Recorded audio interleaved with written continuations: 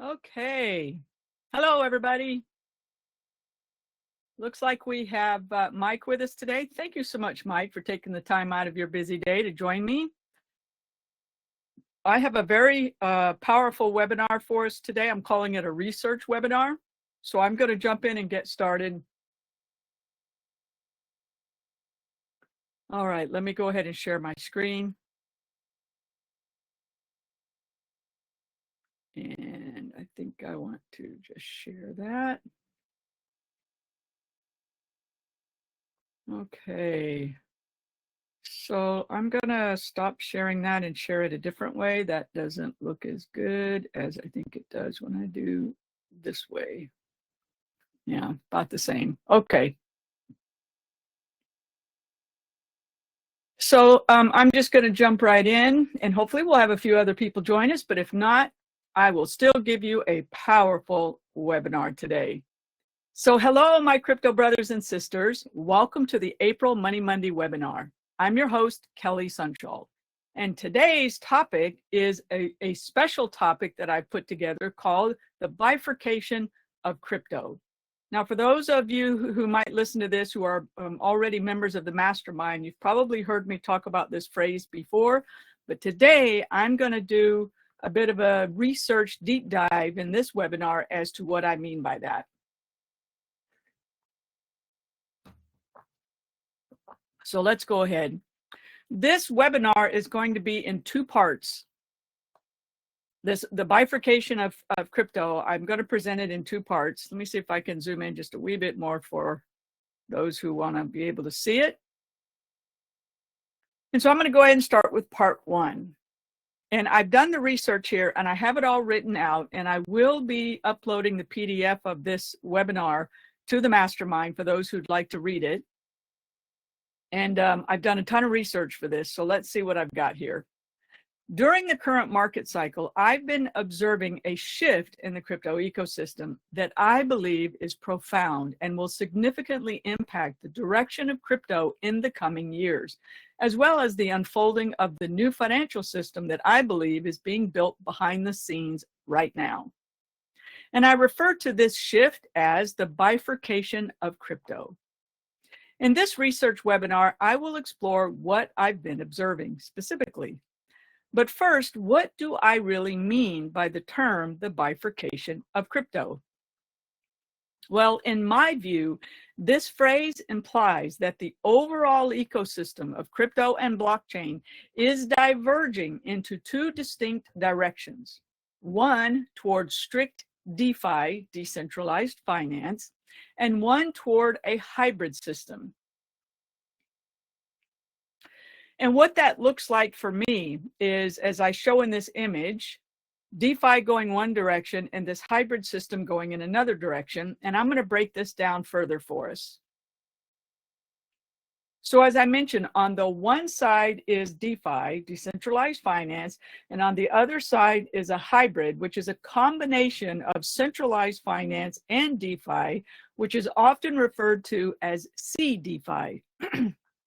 Now, with this bifurcation idea in mind, I decided to discuss this scenario with both Grok AI and Perplexity AI to help me research the subject more efficiently and gather evidence. So here is what I found. Grok says your observation about a split in the crypto ecosystem makes a lot of sense, and there's plenty of evidence to support it. Perplexity, on the other hand, said, your observation regarding a bifurcation in the crypto and blockchain space is well supported by current trends. The division between strict decentralized finance and hybrid models that blend centralized finance with DeFi is becoming increasingly evident. So the following content that I put together is a blend of data that I gathered from these two AI platforms, along with my own thoughts and comments. And I love to hear some feedback from those who listen to this either live or those who listen to the recording. Love to hear your feedback. If you have any, you can leave your comments there on the MasterMind. So first off, let's start with the concepts of strict decentralized finance. there's some real basic things that we should all be very familiar with when it comes to DeFi. And here are three that stand out. Number one is philosophy and principles. DeFi adheres to a trustless model, emphasizing transparency, permissionless access, and eliminating intermediaries. Mike, if you can hear me okay, will you give me a thumbs up in the chat? If I'm not too loud, not too soft, it'd be greatly appreciated. And mantras like "not your keys, not your crypto" reflect its core ethos of individual sovereignty and the avoidance of TradFi systems. Number two, awesome, volume is perfect. Thank you so much, Mike. Number two, technological innovation. DeFi platforms leverage blockchain technology to offer services such as lending, trading, and derivatives without centralized oversight. And I teach about all three of these things in our mastermind. And these systems rely on smart contracts, which automate processes and reduce reliance on human intermediaries. It's this new invention called smart contracts that allows for DeFi to truly exist. Number three in my concepts of strict decentralized finance is resistance to central control. The DeFi camp pushes back against regulation and institutional overreach, valuing privacy and autonomy above all. Many DeFi proponents resist government oversight and regulatory frameworks.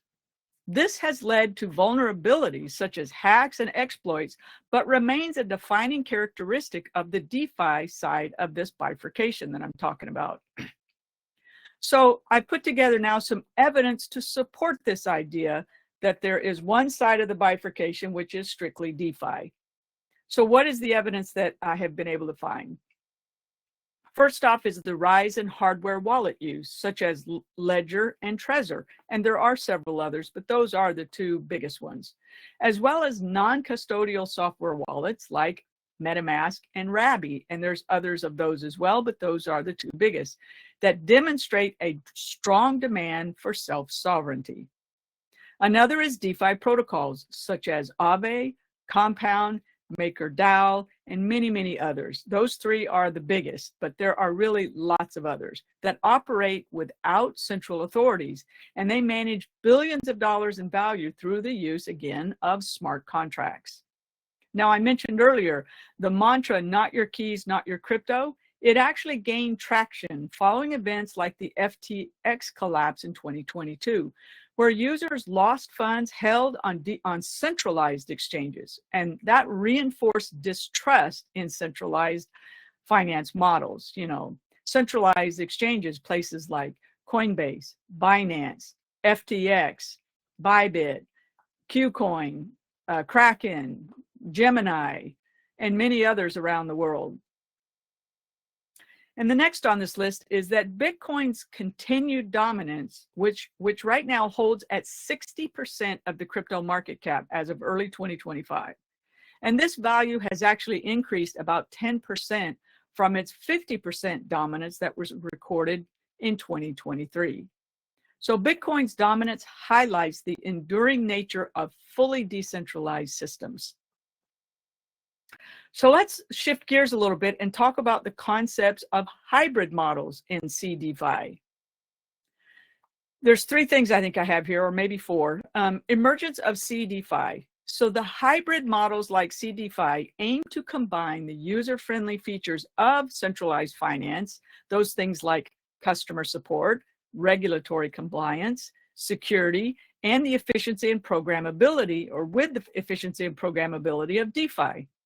So the emergence of CDFI, the hybrid model, is really big for some people because of these things that we've all gotten used to having. Customer support, somebody you can call and complain to when something goes wrong. And of course, most of us in decentralized finance know if something goes wrong, there is nobody to call.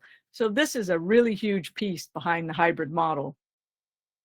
And there's a growing ecosystem of platforms, protocols, and infrastructure projects that now bridge TradFi and DeFi, driven by institutional demand, regulatory compliance, and technological interoperability. And I'll talk more about that in a little bit. Number 2 is institutional adoption. Financial institutions are increasingly exploring the tokenization of real-world assets, one of my biggest narratives in my portfolio, such as real estate and bonds, as well as permission liquidity pools that comply with Know Your Customer regulations. This bridges traditional finance with DeFi while maintaining regulatory safeguards. Number 3 is interoperability solutions. Efforts to connect CeFi systems with DeFi protocols are gaining traction through technologies like API integrations, cross-chain bridges, and Oracle networks. And I have also invested in Oracle networks in my portfolio. These solutions enable seamless asset transfers between centralized and decentralized platforms. So what evidence is there to support DeFi hybrid models? And you'll see that there's actually a lot that I was able to find that supports this side of the bifurcation. Platforms such as Nexo's fiat crypto hybrid accounts and Bybit's DeFi integration exemplify this CDeFi approach by integrating centralized infrastructure with decentralized protocols. Bybit is an example of a trading platform that's integrating DeFi protocols into its centralized infrastructure. Another example is the PerpDex Hyperliquid, which we've talked about at length on our deep dive calls in the Mastermind, which uses an on-chain order book with centralized-like performance. You'll notice that I'm going through these each of these items fairly superficially. We'll get into a little bit more detail later on in part 2.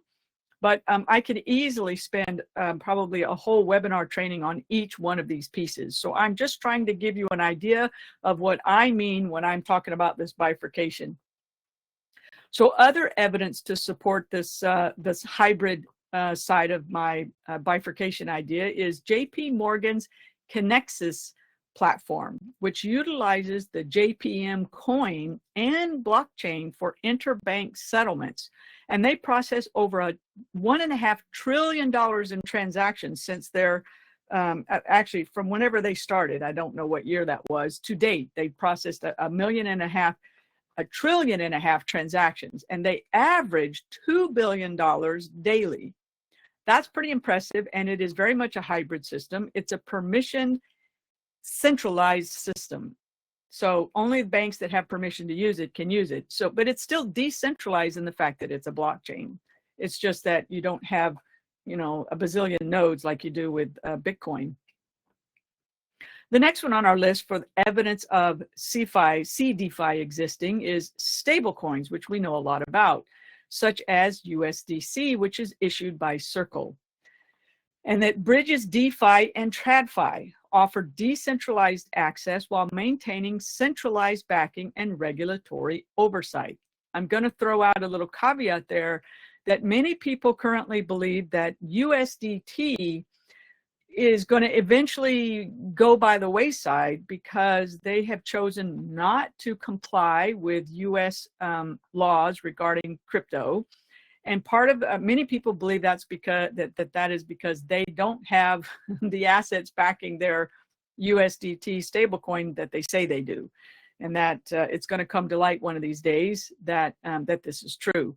So this is going to be interesting. And I personally, because of this, will not purchase any cryptos with USDT. I don't want to have any pairs denominated in the USDT stablecoin in case that it actually happens. Right now, USDC is much more secure from my perspective.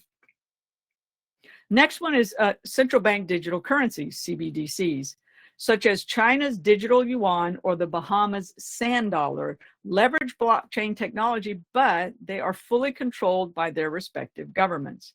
Now, most of us may know that CBDCs are being shot down in the US. I believe it's the House of Representatives that passed a bill, but I think it's the other side, the Senate, has not agreed to it yet. So it isn't fully law yet, but it looks like that the US is going to not use CBDCs going forward. The next one on our list, which is evidence to support our hybrid model, is major banks such as Goldman Sachs and Fidelity now offer crypto custody and trading services, integrating digital assets into their traditional frameworks. Another one is the BlackRock Bitcoin ETF approval that happened in January of 2024, along with others since then, and this signals the deepening involvement of TradFi, making crypto more accessible through regulated, centralized channels. That was a lot of proof that, or evidence, proof that the hybrid model, as I'm calling it, is not only exists, but is expanding. Now, there's a lot of stuff expanding in DeFi too, but to me, it comes down to how much total volume or total liquidity is in which side of this equation that I'm calling the bifurcation. And I personally am now of the belief, and I have some numbers to back it, that the bifurcation, the hybrid model of the bifurcation is getting more and more of the volume and of the liquidity. So let's look at the bifurcation in action.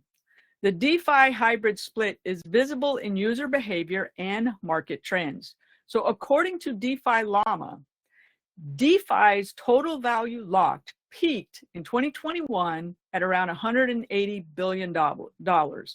And then it stabilized at around $50 to $60 billion in 2023, and then rebounded in late 2024 to about $134 billion. Now it's early in 2025, so we don't have numbers yet for the year 2025, but I truly believe, I haven't looked yet, but I truly believe, based on knowing what's going on in the markets, that the TVL of DeFi has dropped since the 1st of January.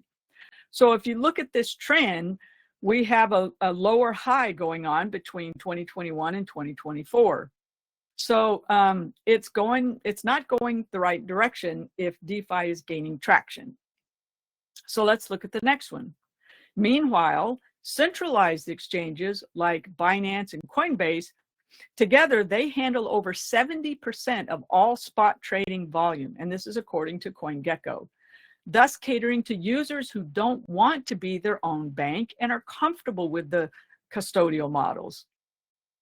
Next on the list of what's actually going on in this bifurcation, the bifurcation in action, is regulatory pressure, such as the EU's MiCA or MiCA framework or US regulatory actions that are targeting crypto mixers, pushes projects toward compliance, thereby widening the gap between purists and the hybrid model. So regulatory pressure, even though we have a crypto-friendly administration in place right now, it doesn't mean that there's no more regulatory pressure against certain aspects of crypto, and crypto mixers are probably the one that's getting the most attention. But there is, next on our list, regulatory easing. On the other hand, created by the crypto-friendly Trump administration, is reinvigorating CeFi organizations such as banks to engage in crypto custody services. And this is huge. This really opens the door for crypto businesses, not only for engaging in crypto custody services, but for businesses in crypto that need a bank account. Before, it was difficult for them to even get a bank account, and this should ease the minds of the banking people to allow crypto businesses to indeed be banked. And last on our list is institutional adoption of DeFi is growing, driven by the tokenization of real-world assets and innovations like permissioned DEXs and yield farms that allow only verified participants. Now, I personally think that this is the direction that I see things going in the future. And the reason I see this last sentence I just read as being so important, because of all of the scams and hacking that goes on in the decentralized world. Smart contracts have just so much risk associated with them. And if we have permissioned DEXs and permissioned yield farms, then not everybody will have access to them. Only those participants who have been verified through KYC and the AML laws. And I used to be, very much against KYC and AML. I was very much in the camp of go Bitcoin, go DeFi, down with banks, down with CeFi. And I am flipping my opinion in the last year and a half, 2 years, I've been slowly going the other direction, hence why I'm doing this webinar today. So more of my thoughts on the subject. In my opinion, there is clear evidence of a bifurcation occurring in the crypto space. On one side clings to the decentralized dream, while the other adapts blockchain to fit the mold of TradFi, with banks and regulators increasingly shaping the hybrid system. And this divide isn't just a trend, but a natural evolution reflecting crypto's maturation. So here's how I see it. Innovation versus adoption. Strict decentralization drives cutting-edge ideas such as DAOs and zero-knowledge proofs, while the hybrid model makes crypto practical and accessible to the masses. Both push the space forward. Another thought of mine is choice matters. Users benefit from options such as self-custody for the tech-savvy individuals, custodial solutions for newcomers, or institutions that require compliance. Next is centralization creep. Now we have to be careful with this one because as banks and governments adopt blockchain, there is a risk of diluting crypto's core promise, the decentralization part. CBDCs, for instance, could enhance surveillance rather than freedom, hence why many politicians and government are pushing to ban it. Next is fragmentation. If the two sides grow too far apart in their bifurcation, interoperability may suffer, resulting in the splitting of liquidity and user bases. And we sort of have, we've had that problem with DeFi since its inception. Just too many islands of blockchains with liquidity being spread amongst too many different protocols on too many different chains. And that really has been a problem. And so that's why bridges ended up being born. And some of that is becoming less of a problem. But, you know, depending on the direction that the technology goes in the future, we have to watch out for this fragmentation issue. And I think part 2 of my webinar today is going to address some of that. So I'll talk about more about that in a little bit.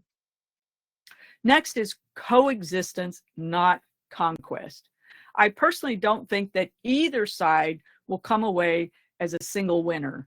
Instead, both sides will win a portion. Bitcoin maximalists and DeFi purists will maintain their corner of the crypto world, while hybrid models may dominate mainstream adoption, achieving perhaps 80% market share in a decade or less, with 20% remaining pure DeFi. This says volumes about where I'm going with my portfolio. And the last one on my list of my thoughts is tech will bridge the gap. Advances like cross-chain bridges, layer 2 scaling, privacy tools such as ZK snarks and zero-knowledge proofs may soften this divide, allowing decentralized ideals to infiltrate hybrid systems. So the bottom line is that the bifurcation is happening. It's measurable and it's shaping the future of crypto. I see it as a sign of growth, even though it's messy and uneven, but full of potential. And with this potential in mind, I'd like to turn my attention to part 2 of this research webinar and dive deeper into the concept of hybrid systems that are compliant with the ISO 20022 standard for cross-border payments and more. So I'm going to take a short water break here.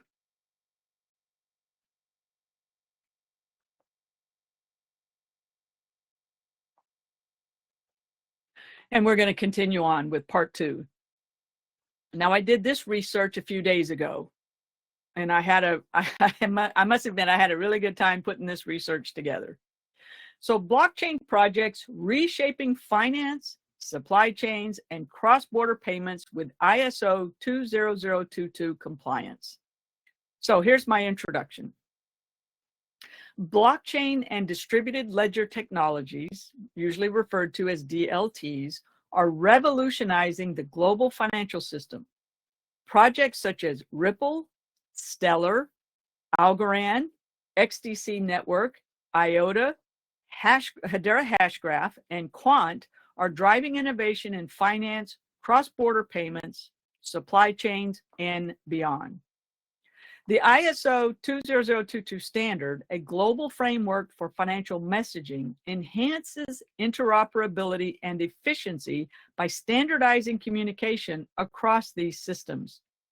And this report examines their contributions and details specific past and present activities or implementations related to the ISO 20022 standard, exploring the broader implications. So blockchain and DLTs address inefficiencies in traditional financial systems through unique consensus mechanisms. And the consensus mechanisms for each of those projects I just mentioned, I'm going to list here. Ripple uses Ripple Payment Consensus Algorithm, known as RPCA. Stellar uses the Stellar Consensus Protocol. Algorand uses Pure Proof of Stake. XDC Network uses ZenFin Delegated Proof of Stake. IOTA uses Fast Probabilistic Consensus. Hedera uses the Hashgraph Consensus Service. And Quant uses a proprietary consensus. And of these projects I just listed, Quant is the only one that is completely centralized. Interoperability solutions such as Interledger and Overledger connect these platforms, facilitating seamless interactions. And ISO 20022, projected to underpin 80% of global transactions in the coming years, standardizes messaging, enabling these projects to integrate with traditional financial systems more effectively. So now I'm going to talk about the title of part 2 here. I'm going to flip back up really quick. Is Reshaping Finance, Supply Chains, and Cross-Border Payments. So I'm going to talk about each one of those separately now. First, we're going to talk about cross-border payments. Ripple and Stellar lead in transforming cross-border payments, leveraging the ISO compliance to deliver faster, cheaper, and more transparent transactions. So I'm going to give you a few specifics. So for Ripple, the platform is RippleNet, and they are ISO 20022 compliant. Their token, as most of you know, is XRP, and it's utilized in the on-demand liquidity, ODL, for real-time settlements without pre-funded accounts. And that's huge for institutions. Most of us will use XRP on the XRPL ledger.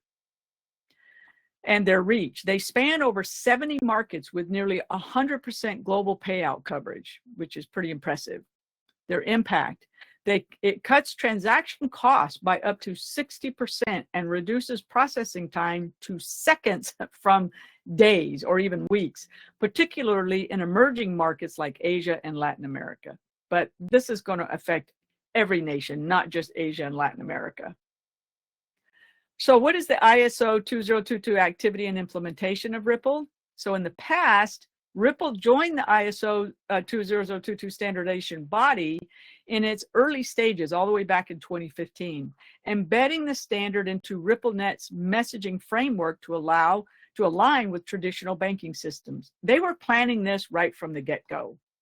It's probably why they were sued and shut down for so long. So as of 2025, RippleNet's ISO integration supports partnerships with major banks like Santander and Standard Chartered, and probably many, many others. I just listed a few, enabling seamless cross-border payment flows with enhanced data interoperability. So I think Ripple is going to play a big role in cross-border payments going forward. The next one is Stellar, which is also compliant with ISO 20022. And it features transactions cost less than 1 US cent per 100,000 operations, supported by over 300,000 global on-off ramps. So it's pretty widespread, to say the least.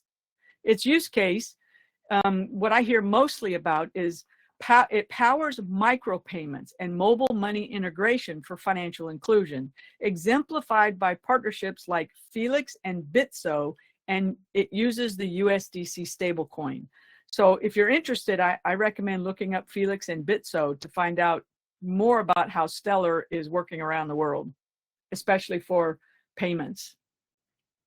So many people talk about Ripple being used for institutions and Stellar being used by individuals. And I think that's fairly accurate. So Stellar's ISO activity and implementation is this. In the past, Stellar began integrating ISO in 2017, shortly after Ripple, through its collaboration with IBM, which adopted Stellar for its WorldWire payment system and stablecoin operations. In present day, by 2025, Stellar's ISO compliance underpins its role in low-cost cross-border transactions, enhancing interoperability with traditional financial institutions and supporting initiatives like IBM stablecoin deployments. So ISO 20022's rich data fields improve compliance and fraud prevention, aligning with SWIFT's migration deadline of November 2025. However, even though that is the deadline, we don't expect, those that I follow and myself, the research I've done, I don't really expect that all the banks are going to be fully compliant by November 2025. So this is going to probably drag out a little longer, which is what's going to slow down this new financial system, especially cross-border financial system that I think is being developed. It's going to slow its pace because banks are dragging their feet and getting all this done. And maybe they're not doing it on purpose. I'm sure it's quite entailed to change all of their software systems, et cetera, to be compliant with this new messaging system. Okay, now let's switch over to financial systems. Algorand, XDC Network, and Quant are advancing financial systems, particularly in DeFi and trade finance, with ISO 20022 facilitating integration with legacy infrastructure. What is so important about this ISO standard is that it is bringing DeFi and CeFi together. And this is a big reason why I think that the hybrid part of my bifurcation is going to gain so much traction. And it's because of this part 2 that I'm talking about. So in this financial systems, I mentioned Algorand, XDC, and Quant. So first on the list is XDC. It is ISO 20022 compliant. Its features are, it provides instant trade finance settlements via Impel, a cost-effective alternative to SWIFT and SEPA. And I believe SEPA is over in Europe. Technology, it's a hybrid blockchain with smart contract support using XDC to reduce processing times from days to literally real time, meaning seconds. So what's the ISO activity and implementation of XDC?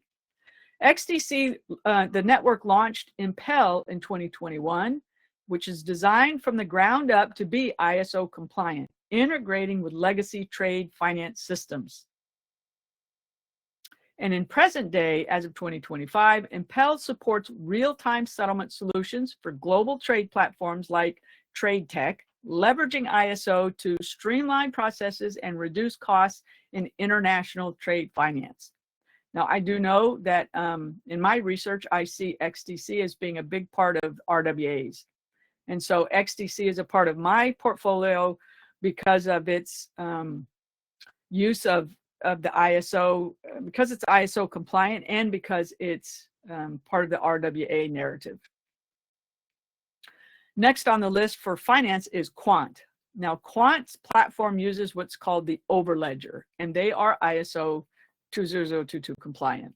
Its function, it enables multi-chain interoperability, supporting decentralized application development across blockchains. Now, what's so important about Quant is it is in the center of all of these other ISO tokens that actually have blockchains. So Quant is not itself a blockchain. It uses the Overledger to connect all of these other ISO compliant chains that I'm talking about.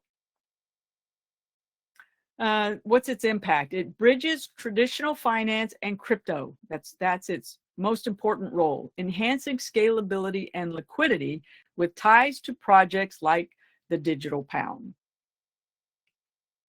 It's ISO 20022 activity and implementation. In the past, Quant introduced Overledger in 2018. You can see almost all of these projects have been ISO compliant for many years. Incorporating the ISO 20022 compliance to connect disparate blockchain networks with traditional financial systems. And in present day, by 2025, Overledger's ISO capabilities are central to its involvement in central bank initiatives, such as the Bank of England's Digital Pound project, facilitating multi-chain interoperability for institutional use. And last on the list here for the finance section is Algorand. And its role is that it's prominent in DeFi and asset tokenization. Compliance status, however, is debated. It's capable of supporting ISO 20022 standard, but no official accreditation exists. Of all the projects in this part 2 I'm going to talk about, Algorand is the most, its status is just not solidified as far as being ISO compliant. So because of that, I've chosen to hold off on putting it into my portfolio. All right, next is what is its potential? It has high transaction throughput and smart contract support, position it for future compliance. So we'll just have to keep an eye out on Algorand. And as I said earlier, I could literally do a whole webinar on each one of these projects, but I'm just trying to give you an overview of what I mean by the bifurcation of crypto. And in the end, I'll let you know which direction I'm leaning towards. And the ISO activity and implementation for Algorand is in the past. Algorand has explored the ISO compatibility since 2020, focusing on its potential for financial system integration. However, no formal adoption has yet occurred. And again, as of 2025, Algorand lacks official ISO accreditation. However, its partnerships with Republic and Koi banks for tokenized assets demonstrate its readiness for integration with traditional finance, provided compliance is pursued. So these projects enhance transaction efficiency, security, and DeFi adoption, with ISO 20022 playing a pivotal role where implemented. All right, so the next section of projects in the ISO compliance part of this report is supply chains and other applications. And these aren't things that I talk about a lot, the supply part, in our deep dive calls. So we're going to go over this a bit right now. IOTA and Hedera enhance supply chain transparency, extending to applications such as central bank digital currencies for those countries who plan to implement them, and the Internet of Things with the ISO 20022 standardizing data flows. So IOTA has been around for years. I actually bought IOTA clear back in probably 2016 or 2017. I held it for a little while. And IOTA is a unique distributed ledger technology. It's not technically a blockchain. It's a DAG, I believe, DAG. I can't remember what that says. Something acyclic graph. It's an interesting project. And it's really meant to be used with the Internet of Things. So let me read about it. The solution: Trade Logistics Information Pipeline, TLIP, and ISO 20022 compliant for IoT data transfers. And this is huge. IOTA is huge for being able to track, let's say, the provenance of food, provenance of specialty things like coffee and whatnot. Where did it originate from? You can, with these Internet of Things tags that go on products and this blockchain, they can be tracked all around the world wherever they go, all the way from wherever they started from to your plate or to your home and your refrigerator. So the features of IOTA are that it tokenizes trade documents for secure real-time exchange, integrated with entities like the Kenya Revenue Authority. I mean, I'm sure there's many others, but this is one that I brought up. Additional use. Eviden Digital Passport supports EU supply chain tracking, reducing fraud with feeless microtransactions. Well, I don't think that's a typo.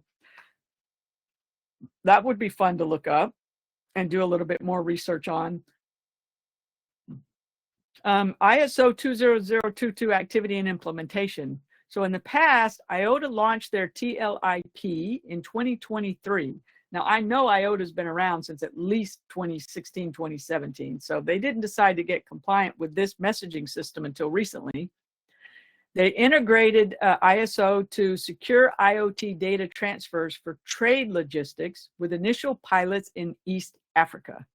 Because it's been difficult for a lot of these projects to work in the US. There's been too much pushback until recently by regulators.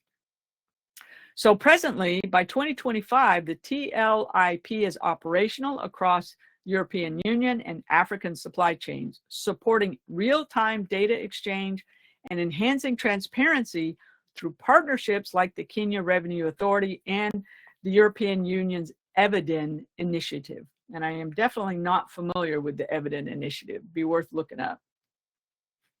So now let's talk about Hedera. Now, Hedera is a project that I started following early on. I mean, probably all the way back to 2015, 2016. And I did a ton of research on Hedera back then.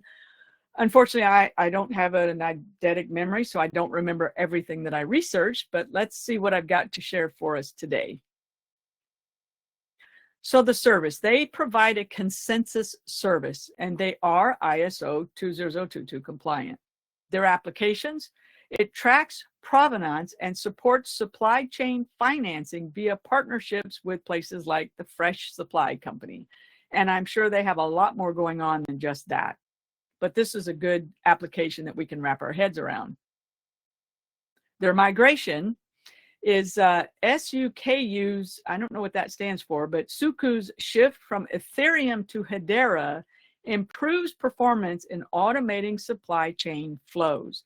So apparently, whoever Suku is shifted away from Ethereum to Hedera. And I have a comment somewhere in here that I have heard of Hedera being referred to as Ethereum 2.0. That's interesting. So the ISO activity and implementation of Hedera is they integrated the ISO compliance into its consensus service in 2022, not that long ago, targeting supply chain use cases with early implementations in the food and beverage sector. I can't wait for the time when I can go to the grocery store and use my cell phone and some QR code that's on a product I want to buy and be able to see the provenance of where that came from. I think it's coming someday in the near future. As of present, in 2025, the consensus service supports provenance tracking and financing solutions with Fresh Supply Company, leveraging ISO 20022 for tokenized supply chain assets, enhancing all auditability and reducing costs. So this whole thing is about reducing costs and making it easier to share information across institutions and between institutions and people. Both projects that I just talked about, which was Hedera and Algorand, I believe, no, we're into IOTA and Hedera. Both projects contribute to the Internet of Things initiative with ISO 20022 ensuring data integrity for enterprise applications. Additionally, as I mentioned earlier, I've heard Hedera referred to as Ethereum 2.0. So let's talk about the implications of ISO 20022 being implemented. So this ISO standardizes financial messaging and it offering significant benefits. And those include things like cross-border payments, which reduces friction and enhances compliance. And that's where Ripple and Stellar come in. It also offers benefits in the financial systems. It bridges traditional finance and blockchain, enabling multi-chain interoperability. This is where XDC and Quant come in. And it also offers significant benefits in supply chains. It secures Internet of Things communication and standardizes data. And this is where IOTA and Hedera currently come in. So what are some of the challenges? Regulatory alignment. tied to deadlines like SWIFT's November 2025 migration. All banks using SWIFT are supposed to migrate to the ISO 20022 standard by November 2025. And there's some debated compliance with projects such as Algorand. Algorand's unclear status, which limits its integration potential. We'll see. And here's a very brief comparative analysis that shows, this is a table that compares traditional and blockchain systems. So on the far left, we have the aspect. The second column is traditional systems, and the far right column is blockchain systems. And we're looking at the Ripple, Stellar, XDC, etc. So the aspect is cross-border payment speed. For traditional systems, as many might have experienced, it's days for settlements. Whereas with our new blockchain systems listed in this part of the report, we're talking about seconds to minutes. Transaction costs in the traditional systems, we mostly know, are high due to all the intermediaries. There's all kinds of fees. In the blockchain systems, it'll be very low, potentially cutting costs by 60%. And I gotta believe that this cost-cutting measure of 60% will be a big reason that institutions and other businesses, corporations will begin utilizing this as soon as it becomes available, because they all want to save in expenses. Another aspect is supply chain transparency. In traditional systems, when it comes to supply chain, it's very limited because it's paper-based, and you've got to go through a bazillion different organizations that all have their own forms. They're all run by individuals. Papers get lost. It's very, very slow. And of course, with blockchains, it's going to be very high with near real-time tracking. And the last one is financial system integration. With traditional systems, we are fragmented with multiple formats. And with the blockchain systems that are based on the ISO 20022 standard, we will have unification and compliance. So I hope that was helpful to you all. I'm going to get into my short conclusion now. As of April 2nd, 2025, Ripple, Stellar, Algorand, XDC Network, IOTA, Hedera, and Quant are reshaping finance, cross-border payments, supply chains, and related sectors. Their ISO compliance activities, spanning Ripple's early RippleNet integration from 2015 to today, Stellar's IBM partnership from 2017 to today, XDC's Impel launch from 2021 to today, and Quant's Overledger development from 2018 to today, IOTA's TLIP deployment from 2023 to today, and Hedera's consensus service from 2022 to today, and finally, Algorand's potential alignment. And these all demonstrate diverse approaches to enhancing efficiency and interoperability. While challenges such as regulatory hurdles and Algorand's compliance ambiguity persist, these projects collectively herald a transformative shift in the global financial landscape. So that is all I have for us today. I thank you so much for those who eventually listen to this. I thank you very much, Mike, for being with me today. Mike says, hot topic, well-rounded overview, and very informative. Thank you so much, Mike. I so appreciate you. So that's all for today's Money Monday research webinar. And our next Money Monday webinar will be next month, the first Monday of the month. Actually, that one may have to get postponed because I think I'm going to be in Florida for my mom's funeral arrangements that I believe are happening the first month of May. So I may have to do next month's webinar later on in the month. So there's a quick heads up. So thank you so much for listening today. I will catch you guys next time. Bye for now.